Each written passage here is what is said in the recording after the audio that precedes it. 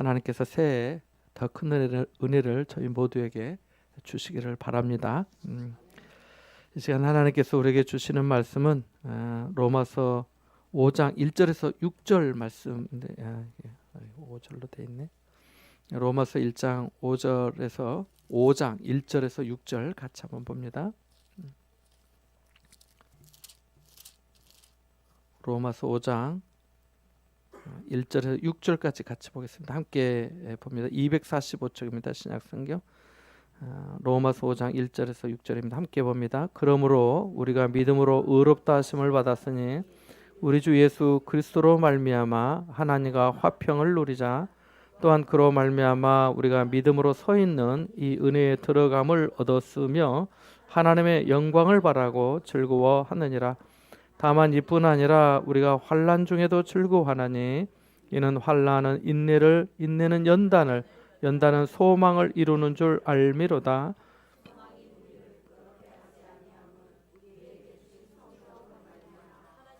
성령이 우리 마음에 부은 바 되매니 우리가 아직 연약할 때 기약대로 그리스도께서 경건하지 않은 자를 위하여 죽으셨도다. 아멘.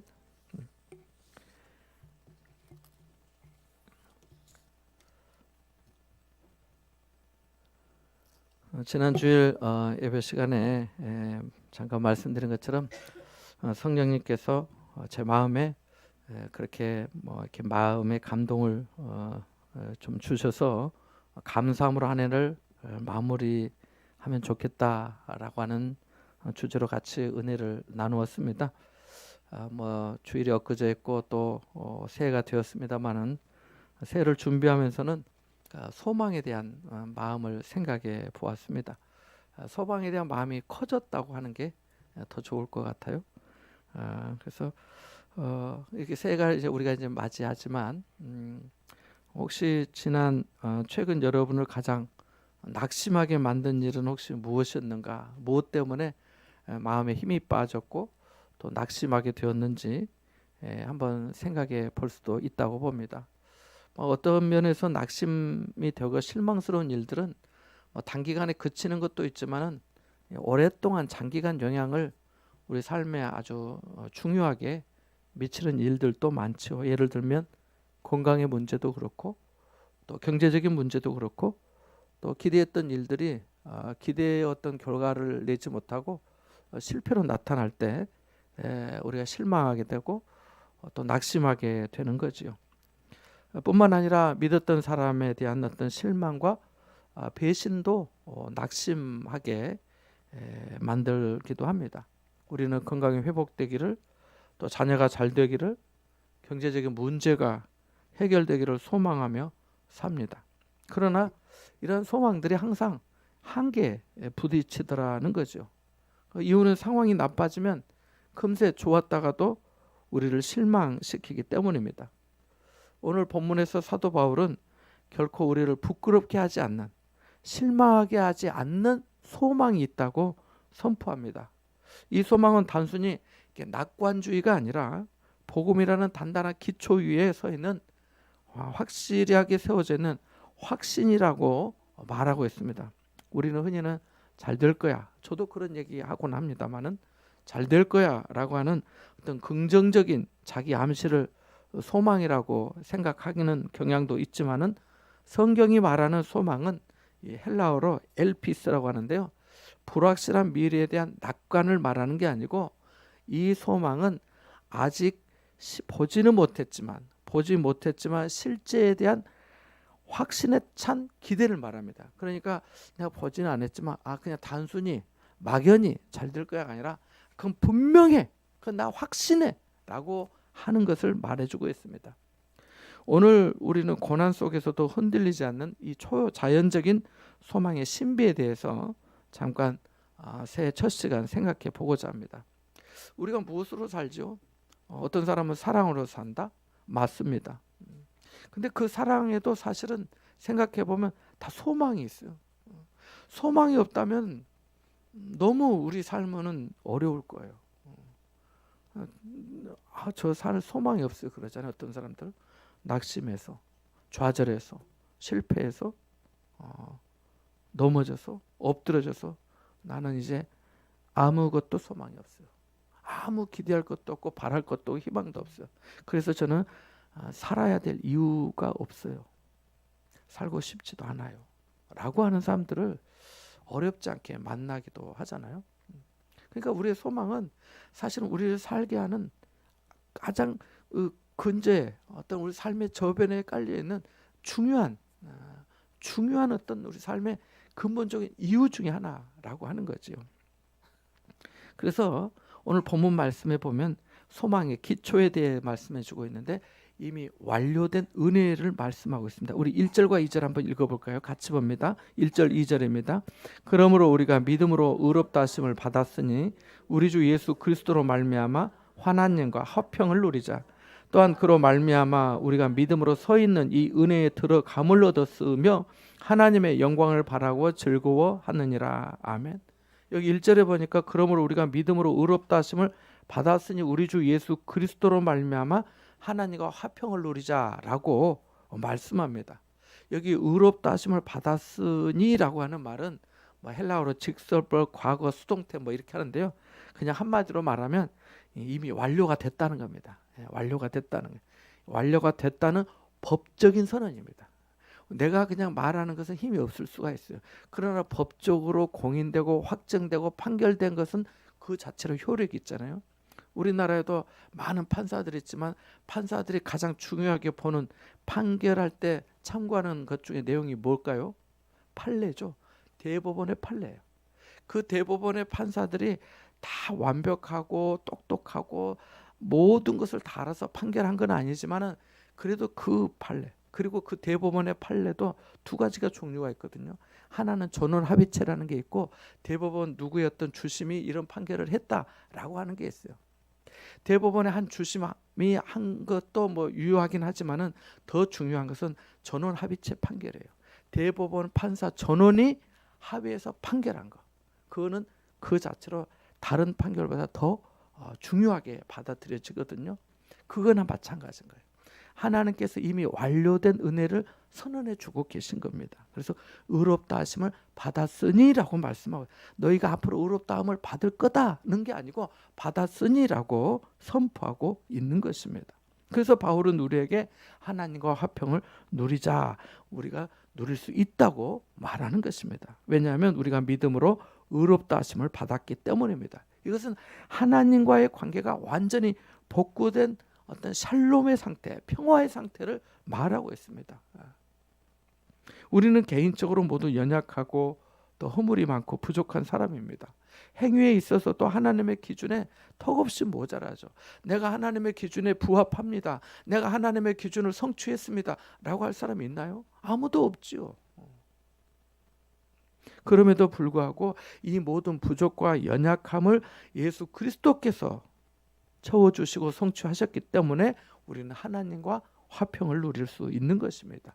6절이 이 사실을 반복해서 강조하고 있습니다. 6절 말씀 한번 읽어봅니다. 시작.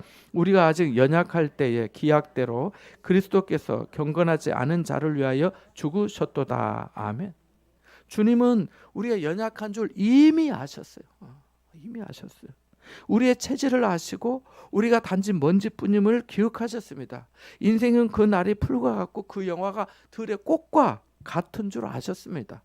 바람이 지나가면 그것조차도 없어지는 줄 아셨습니다. 시편 103편 14절에서 16절에 말씀하고 있잖아요. 소망은 여기서 시작이 됩니다. 우리를 이미 알아주시고 우리의 믿음만으로 의롭다 여겨주시는 그 은혜, 샬롬의 상태에서 시작이 된 거지요. 기독교의 소망은 오늘은 내일은 오늘보다 낫겠지 하는 어떤 막연한 추측이 아니라 우리의 소망은 내가 얼마나 열심히 노력하느냐에 달려있지 않습니다.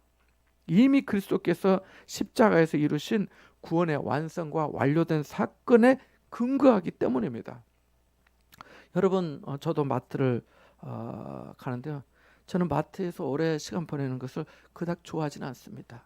같이 가시는 분은 여기도 보고 저기도 보고 들었다 놨다 하고 막 그러는데 저는 한번 들으면 사는 걸 원합니다. 근데 같이 가신 분은 이것도 보고 저것도 보고 그거 안 써가지고 갑니다. 나는 항상 써가지고 가서 딱 그것만 찝어서 오는데 안 써가지고 가서 봐야 된다는 거예요. 보고 그때 판단을 해야 된다는 거예요. 자, 그런데 이제 마트 다 이게 하면은 계산하잖아요. 계산이 완료되고 지불이 완료되면 더 이상 내가 무슨 옷을 입었든지 내 키가 어땠든지 내 신분이 어떻든지 나의 능력이 어떤 아무 노 프로블럼 아무 문제가 없어요. 누구도 건들지 않아요. 나는 이미 계산했잖아요. 마찬가지인 거예요. 물건을 들고 나오는 데 있어서 아무것도 방해하지 않습니다. 문제되지 않아요. 나의 소망은 바로 그와 같은 것입니다. 그래서 이미 완료된 은혜, 이미 지불된 은혜, 그리스도께서 우리가 아직 연약한 중에 우리를 위해서 그 기약대로 우리를 사랑하여 십자가에 달려 죽으셨기 때문에 우리가 그 은혜 가운데 우리가 이미 의롭다함을 받았으니 얻었으니라고 말씀하고 있는 것입니다. 우리 소망은 나의 상태가 변한다 해도 구원받은 자 하나님의 자녀라는 나의 신분에는 전혀 변화가 없습니다. 이미 의롭다 하심을 받았다는 사실에 영원히 고정이 되어 있다는 법적인 확신인 것이죠. 이것이 소망의 기초입니다. 이 기초에서 우리가 소망을 가지고 소망으로 살아가고 소망의 삶을 살아가는 겁니다. 그래서 믿음, 소망, 사랑은 항상 있을 것인데 그랬어요. 근데 믿음이 없다고 그거 봐요? 소망이 없다고 그거 봐요? 믿음도 없고 소망이 없는데 어떻게 사랑이 되겠어요? 믿음 없는 사랑이 가능한가요? 소망 없는 사랑이 가능한가요? 아니잖아요. 6.25 전쟁 당시에 피난길에서 부모가 아이에게 너 여기 꼼짝 말고 여기 있어. 아빠가 데리러 올게. 엄마가 데리러 올게. 여기 있어야 돼. 그 많은 사람들 그 난리통에 그 아이가 부모의 말을 듣고 그 자리에 있는 겁니다. 왜요? 아이가 춥고 배고픔 속에서도 울음을 그치고 견딜 수 있는 이유가 뭘까요? 아빠가 엄마가 나를 사랑하시는 아빠 엄마가 반드시 나 데리러 온다 했어. 자기가 능력이 있어서 거기 있는 거예요? 자기가 뭐 잘날 수 있는 거예요? 그 어린아이가? 아니죠. 약속 믿고 있는 거죠. 내가 꼭 올 거야. 너 여기 있어? 다른 데 가면 안 돼. 내가 반드시 너 데리러 올 거야. 라고 하는 그 약속 믿고 있는 거죠. 아이의 소망은 자신의 능력이 아니라 부모의 약속에서 나온 거지요. 우리의 소망은 내가 하나님을 붙잡는 힘이 아니라 나를 의롭다 선언하신 하나님의 법적인 신실함에 근거한 줄 믿으시기 바랍니다. 우리도 마찬가지예요. 하나님이 이미 우리를 하나님의 자녀 삼으셨다는 그 확신이 우리 소망의 뿌리예요. 그래서 2절에도 이렇게 말해요. 우리가 믿음으로 서 있는 이 은혜에 들어감을 얻었으며라고 말합니다. 얻었으며라고. 우리가 들어갈 것이다. 우리가 들어감을 얻었다는 거예요. 은혜 안에 이미 있다는 거예요. 은혜 안에 이미 있다는 이 원문의 뜻을 어떤 학자는 왕의 아련실에 상시 출입할 수 있는 특권을 얻었음을 의미한다고 해석하고 있어요. 왕을 배울 수 있는데 상시적으로 왕을 언제든지 아련, 너는 언제든지 나에게 들어와도 돼 라고 하는 특권을 얻었다는 걸로 비유를 해서 해석했어요. 왕 아무나 볼 수 없잖아요. 어느 때나 볼 수 있는 거 아니잖아요. 그런데 그 은혜를 얻었다는 거지요. 그래서 바로 그런 얼마나 놀라운 은혜입니까? 특권을 얻은 거죠. 은혜 안에 있으면 어떻겠습니까? 즐겁지 않겠어요? 하나님의 영광을 바라고 즐거워한다는 것은 여기 한다고 말하는데 즐거워한다는 것은 자랑한다는 거예요. 나 이번에 뭐 됐다? 나 뭐 됐다? 한 11월 초에 어떤 분이 저보게 자기 자녀를 위해서 기도해달라고 해서 멀리 사는 분인데 대학 합격증을 찍어가지고 카톡에 보냈더라고요. 자랑한 거죠. 왜요? 즐거우니까. 목사님 감사합니다. 합격증을 보낸 거예요. 그래서 이 자랑하고 즐거워하는 것이 은혜가 되기 때문에 그런 거죠. 하지만 이 자랑하고 즐거워하는 것은 어떤 다른 것이 아니라 그리스도의 그 은혜로 말미암아 내가 이미 은혜 안에 들어가 있기 때문에 이미 의롭다 하심을 얻었기 때문에 바로 그런 하나님의 신실하심에, 나의 신실함이 아니라 하나님께서 신실하게 선포해 주신 법적인 선언이기 때문에 그것을 믿는 거죠. 스데반이 순교할 때 이 은혜 안에 있었죠. 사도행전 7장 55절 56절에 보면 이렇게 성경은 말씀합니다. 스데반이 성령 충만하여 하늘을 우러러 주목하여 하나님의 영광과 및 예수께서 하나님 우편에 서신 것을 보고 말하되 보라 하늘이 열리고 인자가 하나님 우편에 서신 것을 보노라 라고 말합니다. 그는 순교의 순간 하나님의 영광을 바라고 즐거워한 것입니다. 사람이 어떻게 죽는 순간 웃을 수 있는가 의문을 가지겠지만은 믿는 자에게는 능히 충분히 일어날 수 있는 일입니다. 그러니까 이미 완료된 은혜의 소망을 가지시기 바랍니다. 대단히 중요해요. 두 번째는 근데 이 소망이 있는데 이 소망이 거저가는 소망은 아니더라는 거예요. 거저 이루어지는 소망, 우리가 이미 은혜 안에 있기도 해서 하나님과 함께 화목하고 화평을 누리고 즐거워하고 이 은혜 안에 들어있는데 은혜 안에 들어있으니까 아무 일도 없고 아무 성장도 없고 그저 헤헤 호호 하하 하면서 좋은 거냐? 만은 아니라는 거예요. 그게 바로 소망의 연단입니다. 고난이라는 용광로를 거쳐서 이 소망이 더욱더 생산되고 생성되고 성장하게 되거든요. 함께 3절과 4절 한번 읽어볼까요? 같이 봅니다. 다만 이뿐 아니라 우리가 환난 중에도 즐거워하나니 이는 환난은 인내를, 인내는 연단을, 연단은 소망을 이루는 줄 알미로다. 아멘. 앞에서 바울은 우리가 이미 의롭다함을 받았다고 선언하면서 하나님과 화평을 누리자고 했어요. 그런데 바울은 이상한 말을 합니다. 환난 중에도 즐거워하나니.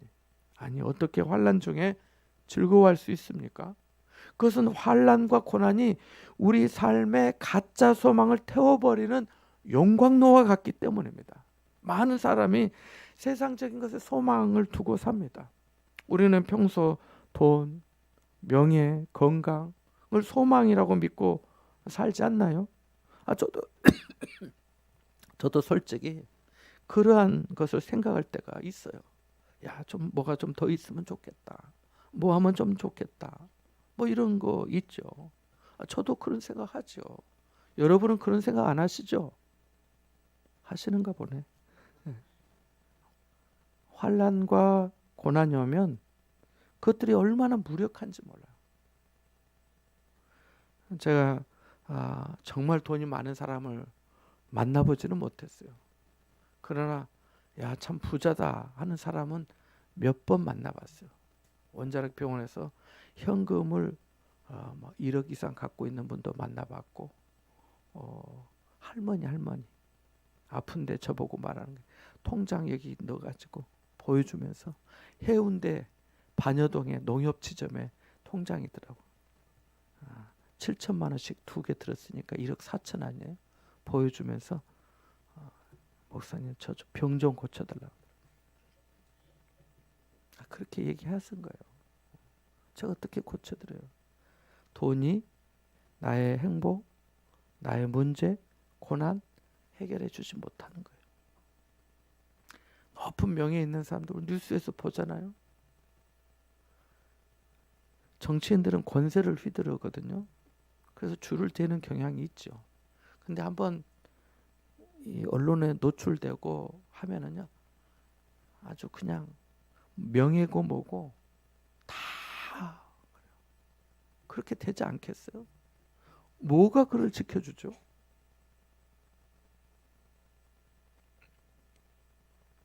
그래서 그것들이 고난 앞에서는 무력하게 되더라는 거예요.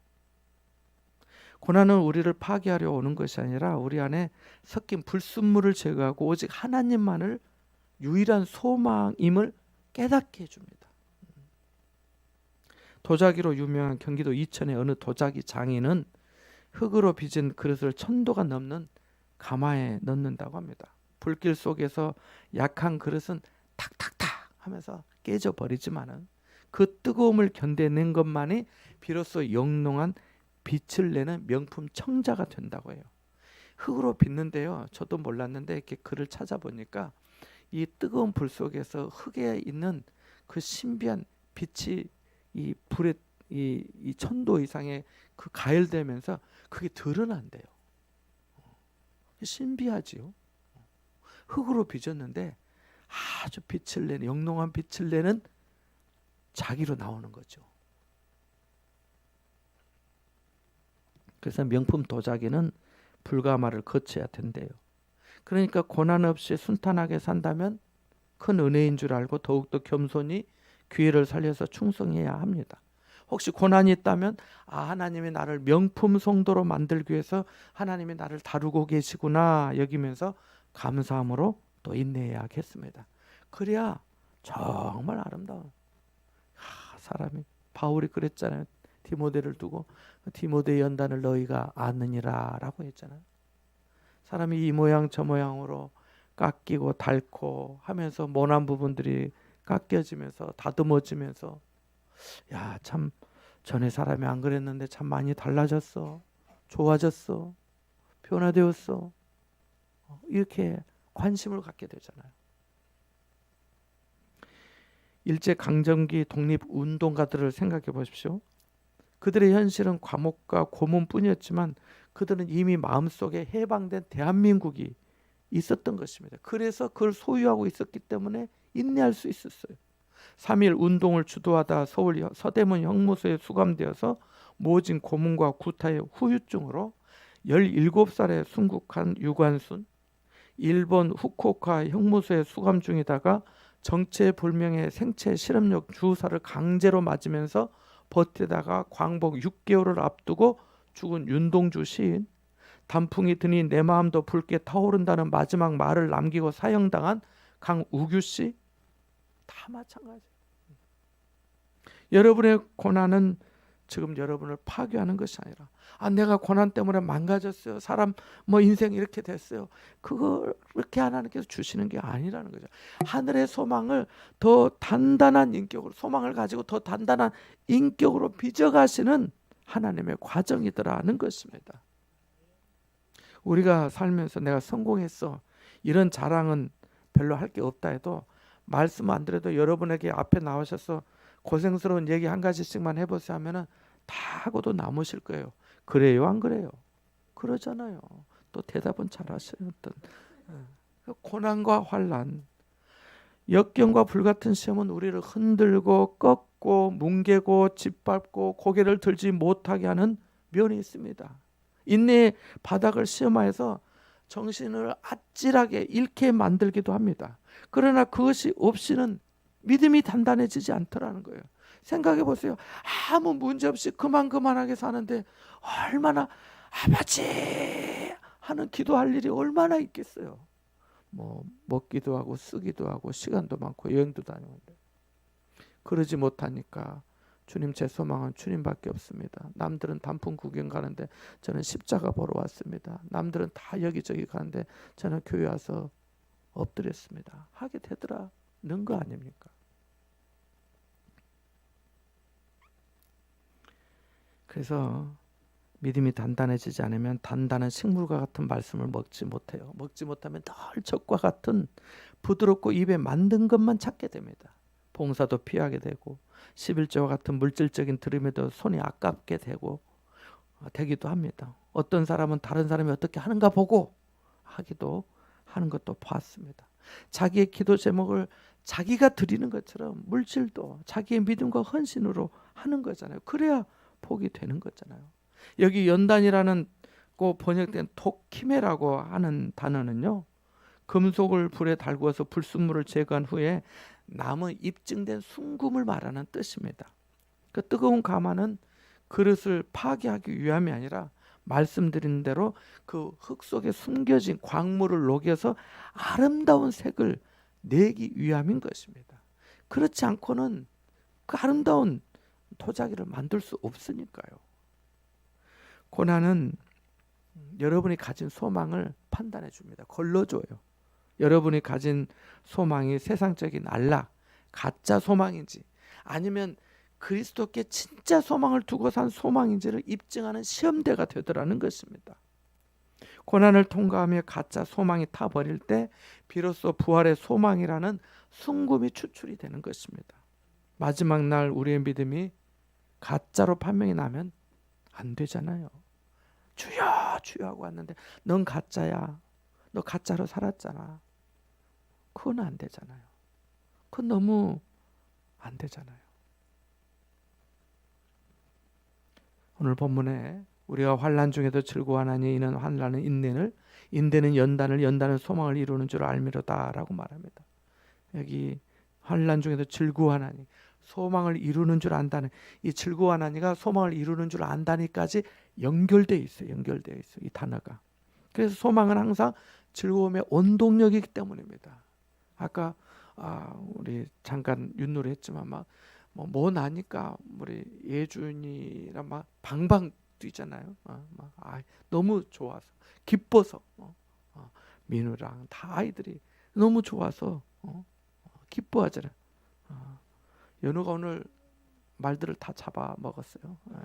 앞으로 갈 수가 없었어요. 저도 여러 번 당했어요. 우리 팀도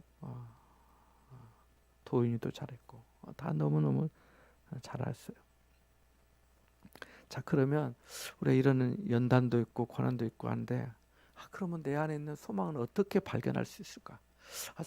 내가 은혜 안에 있다고도 말하고 뭐 고생스러운 얘기는 사실 목사님의 설교를 안 해도 난 그 정도는 다 알 것 같아요 라고 생각도 하실 거예요.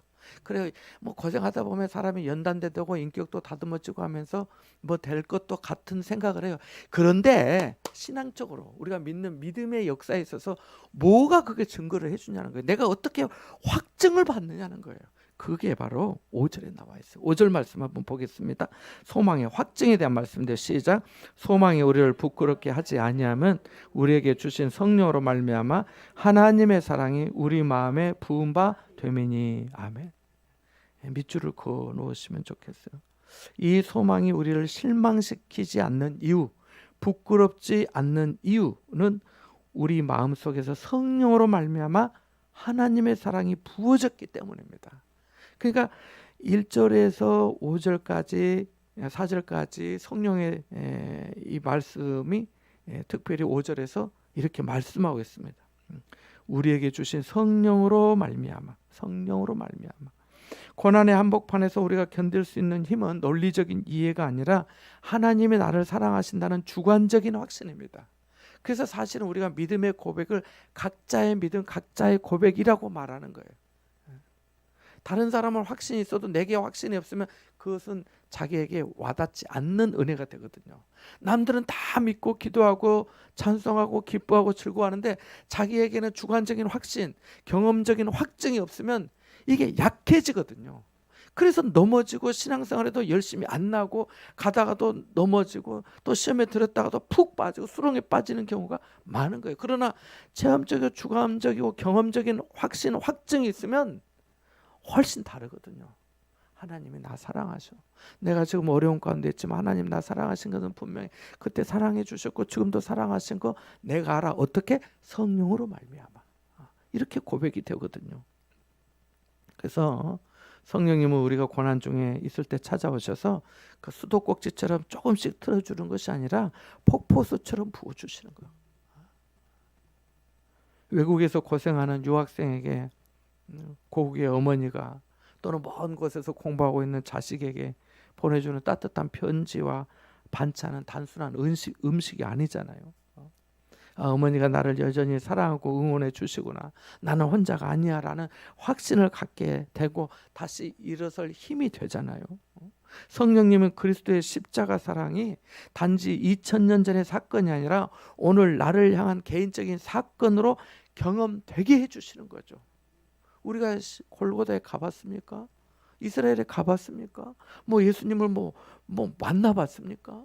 그러나 베드로 사도의 말한 것처럼 우리가 보지 못했지만 말할 수 없는 사랑으로 사랑하는 도다 그러잖아요. 왜요? 성령께서 우리 안에 말미암아 그 하나님의 사랑이 우리에게 부어진 바 되었기 때문에 그런 거예요. 저도 혼자 찬송하고 기도할 때 잘 안 믿으실 수도 있겠지만 눈물을 줄줄 흘리지는 않아요. 그래도 울컥할 때가 있어요. 울컥할 때가 있어. 그냥 감사해서 예수 나를 오라 하네 불러봐요.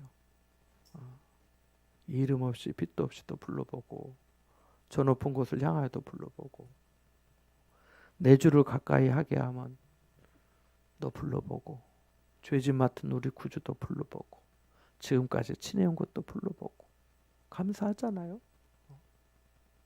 그 성령으로 말미암아 우리 가운데 하나님의 사랑이 부음받되었으니라고 하는 경험적인 확증이죠. 가나안 농군학교 들어보신 분은 아실 거예요.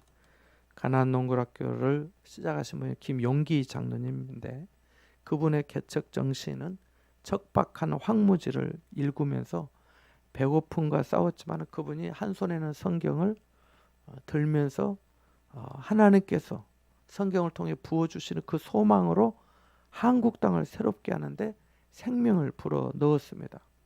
그분이 그럴 수 있었던 이유는 그분 마음에 하나님이 우리 민족을 사랑하신다는 성령의 감동을 자기가 받았기 때문이라고 해요. 성령의 감동은 한 사람을 통해 가정을 바꾸고 그 지역사회를 바꾸고 나라를 살리고 세상을 더 아름답게 바꾸기도 합니다. 그래서 가나안 농군학교는 공무원이나 기업의 임직원들에게 일에 대한 신성한 마음과 노동의 가치와 보람을 심어 주었잖아요. 성령님이 주시는 사랑의 확신은 환경을 이기게 합니다. 제가 가나안 농군학교 가봤어요. 왜 가봤냐면 부산 지구에 부목소라 있는데 한 이맘때쯤 전화가 왔어요. 저를 가르쳐 주셨던 저희 교회 전에 한번 초청했었는데 문성모 목사님 총장님 그분에게 서울 장신대 총장으로 계시던 때인데 저한테 전화가 한번 왔어요. 잘 있냐고. 예. 그 담임 목사 나가야 되지 않을까? 그래서 예, 뭐 기도하고 있습니다. 그랬더니 가나안 농군학교 학교 안에 교회가 있거든요. 여기를 소개해 주시더라고요. 제가 촌놈 출신이어가지고 그런지 그래가지고 그 가나안 농군학교 김용기 장로님의 큰 아들 장로님 또 뭐 막내도 계시고 한데 그분들이 문성모 목사님한테 목사님 이거저거 뭐 지역 뭐 출신 뭐 이런 거 안 보니까 목사님 한번 추천해 주십시오라고 얘기를 했대요. 그래서 제자들이 얼마나 많겠어요. 근데 저를 추천하신 것 같아요. 그래서 제가 올라갔습니다. 1월에 담임 목사님한테 얘기를 하고 눈 오는데 올라갔어요. 가나안 농군학교 일하지 않는 자는 먹지도 말라라고 크게 써 있더라고 입구에. 그래서 예배를 이제 설교하고 마쳤는데 제가 그때 과메기를 처음 먹어봤어요. 새카만 게 나온 거예요. 이거 뭐예요? 그랬더니 과메기라는 거였어요. 과메기가 뭡니까? 그랬더니 아무튼 그게 처음 먹어봤는데 그리고 좀 있다가 한 달 있다가 연락이 왔어요. 무슨 연락이 왔을까요? 안 됐다는 연락이 왔습니다.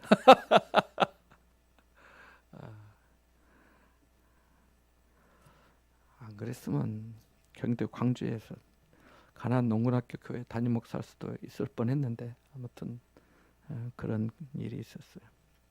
여러분 이제 2026년이 시작이 되었습니다. 출애굽기 12장에 보면요. 출애굽기 얘기가 나오는데 재밌는 표현이 하나 나와요. 애굽에서 이제 10번째 장자 죽음 재앙을 하나님이 모세를 통해서 예고를 하시면서 이런 말씀을 하십니다. 이 사건이 있는 달을 해의 첫 달이 되게 하라고 출애굽기 12장 2절에 보면 나와요. 그러니까 구원에 있는 그 사건이 있는 날 애굽에서 나오게 되잖아요. 근데 그 달을 이스라엘에게 있어서는 해의 첫 달, 우리로 치면 정월, 1월로 만들라는 거예요. 그러니까 무슨 얘기냐면 구원받은 날 구원의 때를 새로운 출발, 새해 출발로 삼으라고 하신 거예요. 우리도 그래야죠. 여러분은 여러분의 가짜 소망이 무엇인지 여러분 생각해 보세요. 아마 어쩌면 우리가 그 가짜 소망과 진짜 소망을 구분하지 못하면 고난을 통해서 용광로처럼 그때 걸러져요. 내가 가짜 소망이 있었구나. 진짜 소망을 봐야지라고 그렇게 하게 되지요. 그래서 진짜 소망이신 그리스도를 2026년에 더욱 붙드시기를 바랍니다. 땅의 것 찾지 말고 땅의 것만 구하지 말고 위의 것 찾고 위에 계신 그리스도를 찾으시기 바랍니다. 세상적인 안일한 소망에 매어 있지 말고 영원한 소망으로 날아오르시기 바랍니다. 그리스도에게 고난은 이 고난은 소망은 고난이 소망을 죽이는 독이 아니라 소망을 자라게 하는 비료입니다.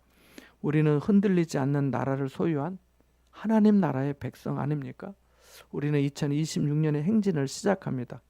여러분의 소망은 여러분의 성취가 아니라 그리스도께 주신 은혜에 근거한 줄 믿습니다. 그리스도께서 우리를 위해서 죽으셨고 우리가 이미 은혜 안에 있고 하나님 앞에 의롭다 하심을 얻었으니까 이미 완료된 이 법적인 확신과 능력 안에서 승리하는 삶을 살 수 있기를 바랍니다. 경험적 확증이 여러분을 더욱더 새롭게 할 것입니다.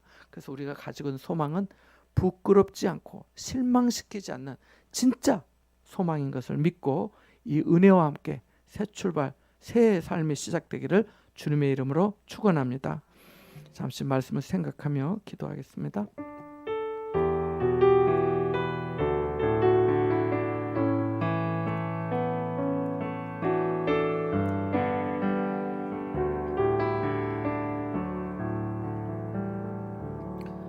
하나님 아버지, 저에게 이미 완료된 은혜 안에 있게 하심에 감사드립니다. 이 은혜의 소망 안에서 하나님의 영광을 바라고 더욱 즐거워하는 삶이 되게 하옵소서. 고난과 환난과 인내를 통해 소망이 이루어진다 하셨으니 이 연단을 통해 더욱 복된 성도로 거듭나고 쓰임받게 하옵소서. 하나님의 사랑을 확증해 주시는 성령의 역사로 말미암아 새해를 능력 있게 살게 하옵소서. 예수님의 이름으로 기도합나이다. 아멘.